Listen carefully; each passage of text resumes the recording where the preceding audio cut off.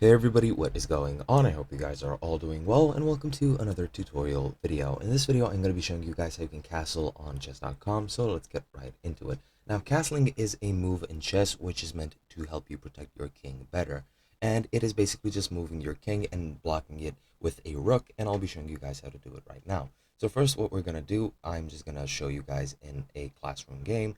Just going to start a classroom through train. You can do this in any type of game that you want. Then I'll just create a new room.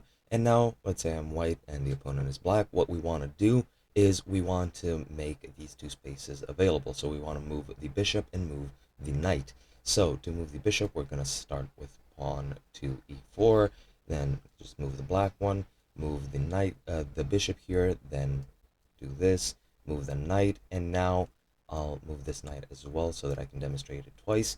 Now, as you can see, the king can only move one space at a time, but here we have another space open for business. Now, what you want to do is just click and move the king to g1, and as you can see, the rook moves by itself, and now it is castled. As you can see, the king is from the upper side blocked by 3 pawns, and by on the left side is blocked by a rook, and that's pretty much what castling is. It's just an extra security measure so that you can protect your king. Now, I'm pretty sure even if you don't have the pawns, you can castle even then. Let me just move these pieces around and like so.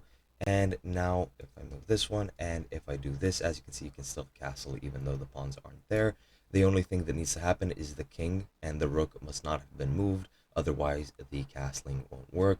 But that is pretty much all you need to do. Hope you guys enjoyed, and I'll be seeing you guys in another video.